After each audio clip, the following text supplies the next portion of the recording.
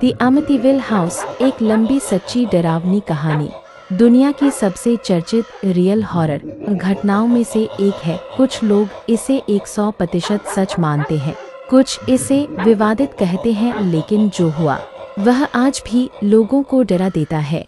खून से सना घर 1974 13 नवंबर 1974 की ठंडी रात। घर के अंदर सब कुछ सामान्य दिख रहा था। बाहर हल्की ठंड और सन्नाटा था, लेकिन उसी घर के अंदर 23 वर्षीय युवक रोनाल्ड डफियो ने अपने माता पिता और 4 भाई बहनों को 35 कैलिबर राइफल से गोली मार दी।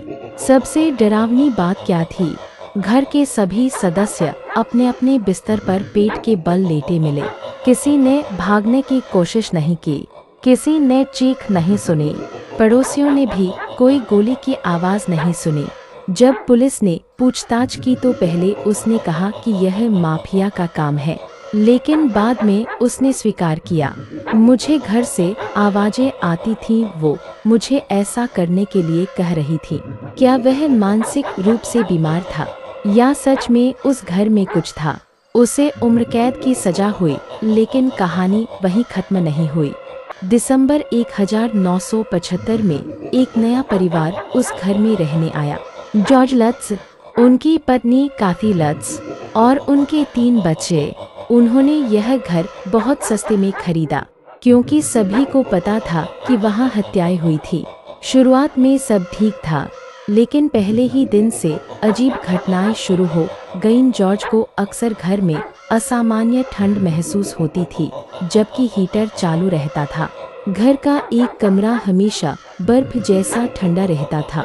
एक रात कैथी ने देखा कि बिस्तर पर लेटे लेटे जॉर्ज का चेहरा अचानक बूढ़ा और डरावना सा दिखने लगा, जैसे किसी और का चेहरा हो। वह चीख उठी। हर रात जॉर्ज की नींद ठीक 3:15 AM बजे खुल जाती थी। बाद में पता चला कि यही वह समय था जब हत्या हुई थी। उसे ऐसा लगता जैसे कोई उसे देख रहा हो। कभी कभी उसे नीचे से कदमों की आवाजें सुनाई देती। जब वह नीचे जाता कुछ नहीं मिलता। एक सुबह बच्चों ने दीवारों पर हरा चिपचिपा पदार्थ बहता देखा, जैसे किसी ने अंदर से कुछ धकेला हो। घर में मक्खियां भर गईं, सर्दियों के बीचों बीच। एक बार कैथी ने महसूस किया कि उसका बिस्तर हवा में उठ रहा है। बच्चों ने एक दोस्त के बारे में बताया जिसका नाम था जोडी पूर्णविराम। जोडी को वे एक लाल आंखों वाले सुअर जैसे प्राणी के रूप में देखते थे।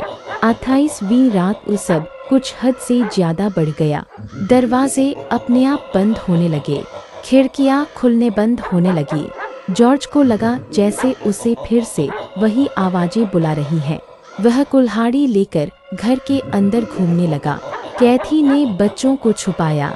सुबह होते ही बिना सामान लिए वे घर छोड़कर भाग गए। उन्होंने कभी वापस कदम नहीं रखा।